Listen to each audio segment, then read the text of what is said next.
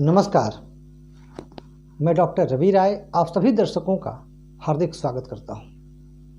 प्रिय दर्शकों, अभी हमारी चर्चा चल रही है शनिदेव के राशि परिवर्तन के बारे में कि शनिदेव का यह राशि परिवर्तन का जो प्रभाव है, जो फल है, वह 12 राशियों पर कैसा होगा।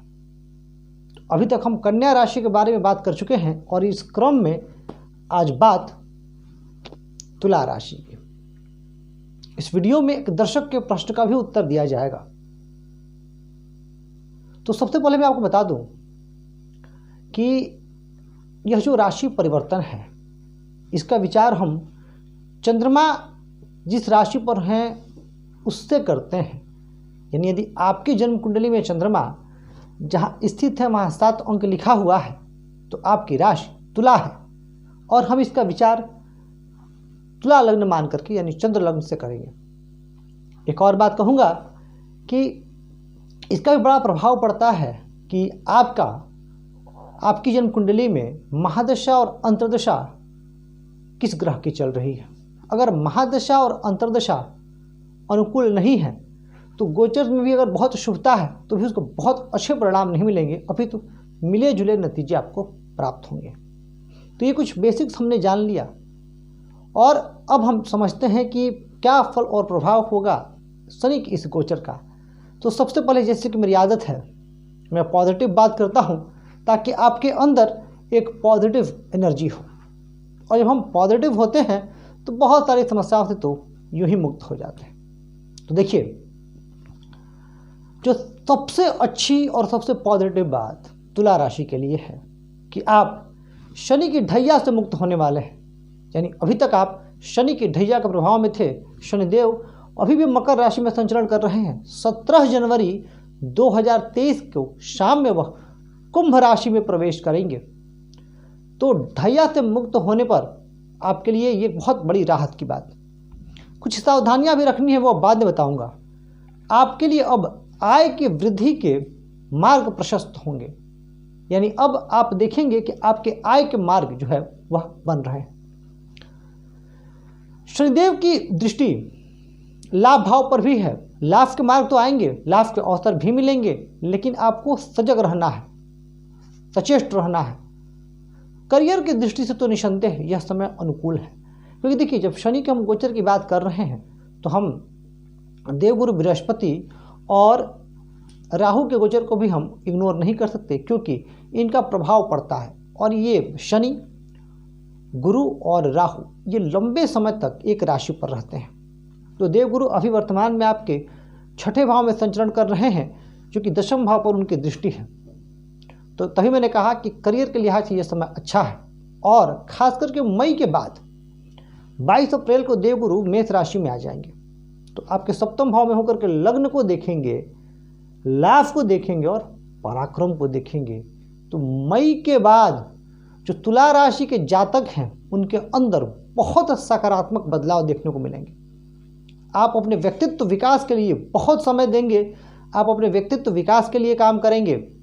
साथ ही साथ जिन भी तुला राशि के जातकों का विवाह नहीं हुआ है तो मई के बाद उनके विवाह के योग बन रहे हैं, या जिनके दाम्पत्य जीवन में भी, क्योंकि राहु भी यहाँ स्थित है, तो जिनके दाम्पत्य जीवन में भी वर्तमान में परेशानी चल रही है, उनके लिए भी अच्छी खबर यह है कि मई से आपका दाम्पत्य जीवन भी बहुत श्रेष्ठ और बहुत ही बेहतर रहने वाला है। तो कुल मिला जुला करके तुला राशि के जातकों के लिए एक स्वर्णिम समय आ रहा है। आप पॉजिटिव इंटेंट के साथ इस अवसर का पूरा लाभ लें। निसंदेह मैं कहूँगा कि मई से तो आपके आत्मविश्वास में जबरदस्त इजाफा होने वाला है। इस समय एक और अच्छी बात आपके जो होने वाली है वो यह है कि अभी आपको ऋण से मुक्ति भी मिल जाएगी। जैसे ही देवगुरु यहाँ से निकलेंगे, आपके ऋण मुक्त होने की भी संभावना जो है वह बन रही है। पूर्व में किए गए निवेशों से लाभ का भी योग बन रहा है और भाई बहनों का सहयोग अपेक्षित है। यानी देव बृहस्पति की दृष्टि यहाँ से यहाँ जाएगी तो भाई बहनों का पूर्ण सहयोग, पूर्ण लाभ आपके जीवन में मिलता हुआ दिखाई दे रहा है। यानी अगर देखा जाए तो तुला राशि वालों के लिए जो समय है बहुत अनुकूल है। और मैं बात करूं विद्यार्थियों की, तो जब देवगुरु बृहस्पति यहाँ आ जाएंगे तो इनका पढ़ाई में भी मन लगेगा, लेकिन शनिदेव पंचम में होकर के आपके मन को भटका सकते हैं, खासकर विद्यार्थियों को। तो आपको इस स्थिति से भी बचना चाहिए और मेहनत खूब करनी चाहिए। जितना परिश्रम आप करेंगे आपके लिए उतना बेहतर होगा, आपको उतना ही लाभ मिलेगा।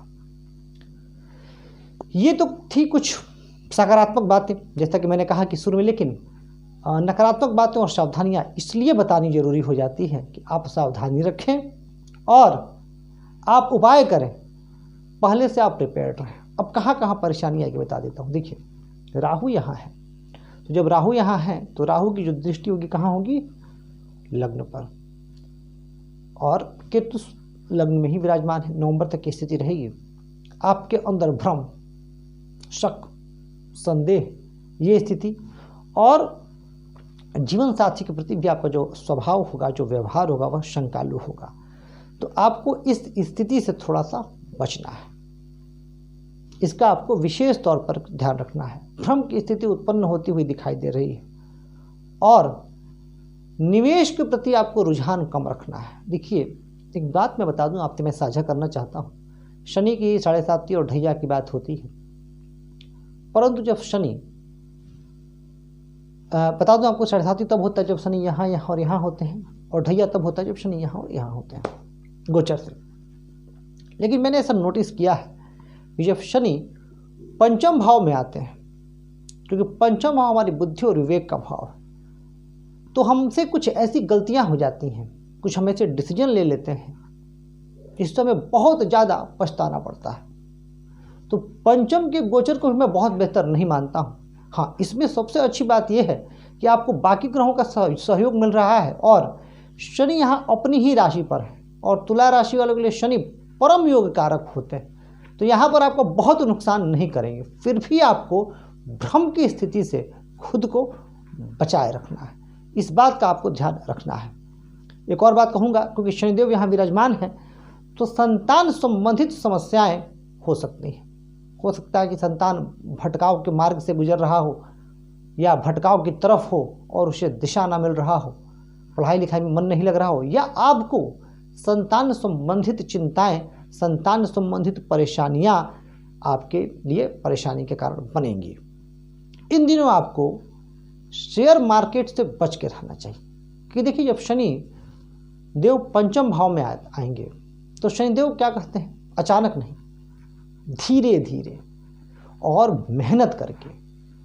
ये शेयर मार्केट में लाभ दिलाने का काम राहु का है, शनि का नहीं। अब शनि जब पंचम भाव में आए हैं तो आप लॉन्ग टर्म इन्वेस्टमेंट प्लान कर सकते हैं, लेकिन शॉर्ट टर्म प्रॉफिट ट्रेडिंग, इनसे आप दूर रहें। क्रिप्टो करेंसीज, इनसे आप दूर रहें। इनसे आप जितना दूरी बनाए रखेंगे उतना आपके लिए बेहतर होगा। वैवाहिक जीवन मैंने बता ही दिया। दाम्पत्य जीवन का, जो लोग दाम्पत्य जीवन में, उनके बाद अप्रैल से मिठास आएगी। हाँ, जो लोग लव लाइफ में है, रिलेशनशिप में है, प्रेम में है, उनके लिए सलाह कि दूसरों की बातों सुन करके आप अपना घर मत बर्बाद कीजिएगा, अपने रिश्तों में दरार मत डालिएगा, क्योंकि जब राहु यहाँ होंगे तो कई बार आपके पार्टनर के बारे में कुछ ऐसी बातें होंगी जो आपके लिए असह्य हो, लेकिन आपको उन पर तब तक विश्वास नहीं करना है जब तक आप स्वयं उसको जांच परख ना लें। जल्दबाजी में रिलेशनशिप से संबंधित कोई निर्णय मत लीजिएगा। जो लोग बिजनेस पार्टनरशिप में हैं, क्योंकि जब यहाँ पर भी राहु है, बाद में गुरु आएंगे तो चांडाल योग की स्थिति बनेगी, तो आपको बिजनेस पार्टनरशिप में भी काफ़ी सावधान रहने की आवश्यकता है। ये नहीं कि आप आंख बंद करके विश्वास कर लें। तो ये आप सावधानियाँ रखिए तो आपके लिए बहुत बेहतर होगा। और एक और बात है, क्योंकि आपका आत्मविश्वास बहुत बढ़ जाएगा कब? मई के बाद से। तो आप अति आत्मविश्वास से बचें। ओवर कॉन्फिडेंस में कई बार आप गलतियाँ करेंगे। अब हम बात कर लेते हैं कि आपके लिए क्या उपाय जरूरी है, परंतु उससे पूर्व एक दर्शक के प्रश्न को ले लेते हैं, जिनका तुला लग्न से ही संबंधित प्रश्न है। दर्शक का, जिनको उनका यूट्यूब चैनल है जो जानी बिट्टू के नाम से, और उन्होंने पूछा है कि गुरुजी, तुला लग्न के 4th हाउस में, यानी ये तुला लग्न है, तुला लग्न का 4th हाउस ये है, तुला लग्न के 4th हाउस में शनि हूँ, मकर राशि है यहाँ, और वक्री हूँ, तो क्या परिणाम मिलेगा? देखिए, एक बात कह दूँ, तुला लग्न के लिए शनि परम योग कारक ग्रह है, और चतुर्थेश और पंचमेश होकर के यदि शनि देव वक्री होते हैं तो भी परेशानी की बात नहीं है। यदि पंचमेश वक्री हूँ, पंचमेश वर्ग उत्तम हूँ, तो मैंने देखा है कि ऐसे जातक बहुत बुद्धिमान होते हैं, बहुत शार्प माइंडेड होते हैं, बहुत तेज दिमाग होता है और अपनी बुद्धि के बल पर ये दुनिया जीतने की हिम्मत रखते हैं। परंतु शनि स्वयं धीरे ग्रह हैं, वक्री हो गए हैं, तो यहाँ और यहाँ से संबंधित रिजल्टों में आपको विलंब होगा। ऐसा नहीं कि यहाँ से संबंधित नतीजे आपको बहुत आसानी से मिल जाएंगे। और लग्नेश का भी बल देख लेना है, यहाँ पर वक्री होकर के बहुत बुरा नहीं करेंगे, हाँ फिर भी कुछ परेशानियाँ आपको देंगे। वो यह कि जीवन में हर चीज़ थोड़ा सा विलंब से मिलेगा और कई बार अचानक परिस्थितियाँ आपके अनुकूल या प्रतिकूल हो जाया करेंगी, क्योंकि शनि धीरे चलते हैं पर वक्री हो रहे हैं तो और मजबूत हो रहे हैं। तो कई बार अचानक से चीज़ों को आपके फेवर में कर देंगे और कई बार अचानक से चीज़ों को आपको प्रतिकूल भी कर देंगे। वह लग्नेश, राहु, गुरु और बाकी ग्रहों की स्थिति पर भी बहुत कुछ निर्भर करता है, तो इससे परेशान नहीं होना है। वक्री ग्रह खास करके अगर शास्त्रों की मैं बात करूं तो शुभ ग्रह को अच्छा बताया गया, लेकिन अगर मैं वेस्टर्न एस्ट्रोलॉजर्स की बात भी करूं तो कई जगह कई स्टैंडर्ड टेक्स्ट में रेट्रोग्रेड सैटर्न को, रेट्रोग्रेड मार्स को भी बहुत बुरा नहीं माना गया है। फिर भी आपको थोड़ी सावधानी रखनी चाहिए, जल्दबाजी नहीं करना चाहिए। हनुमान जी और शिव जी की पूजा उपासना और उनके शरण में रहना चाहिए, तब आपको विशेष लाभ मिलेगा। बात करते हैं तुला लग्न के जातकों के लिए क्या उपाय है, क्या करके आप इस वर्ष 2023 को और बेहतर कर सकते हैं। शनि का जो यह राशि परिवर्तन हुआ है कुंभ राशि में, आप इसका बेहतर लाभ ले सकते हैं। वह कौन से उपाय आपको करने चाहिए। सबसे पहले, जैसे मैं अभी बिट्टू जी को समझा भी रहा था, कि आप भगवान शिव और हनुमान जी के शरण में चले जाइए। भगवान शिव और हनुमान जी के शरण में आप जाएंगे तो आपका कल्याण ही कल्याण होगा। साथ ही साथ आपके भाग्येश बुध हैं, तो आपको गणेश जी की भी पूजा करनी चाहिए। बुधवार के दिन गणेश जी को दुर्वा अर्पित करनी चाहिए, इससे भी आपको बहुत लाभ मिलेगा। आपको 7 मुखी रुद्राक्ष भी धारण करना चाहिए। और अगर संभव हो, स्वास्थ्य यदि आपका अलाउ करे, तब शनिवार का आपको व्रत भी रखना चाहिए। यदि ये उपाय आप करते हैं तो शनि का यह गोचर आपके लिए बहुत लाभकारी सिद्ध होगा। और गुरु जो कि 22 अप्रैल से सप्तम भाव में आ रहे हैं, ये भी आपके लिए बहुत अनुकूल सिद्ध होंगे। कहना चाहूँगा आपसे कि यदि आपको यह कार्यक्रम पसंद आ रहा है, यह वीडियो पसंद आ रहा है, इसे लाइक करें, सब्सक्राइब और शेयर करके हमें अपना प्यार और स्नेह यूँ ही दें। यदि आपके मन में कोई प्रश्न है तो आप प्रश्न भी पूछ सकते हैं। और ईश्वर से मेरी प्रार्थना कि आप सभी सुखी रहें, दीर्घायु रहें, समृद्धशाली रहें, यशस्वी और तेजस्वी रहें। इस वीडियो में बस इतना ही। धन्यवाद।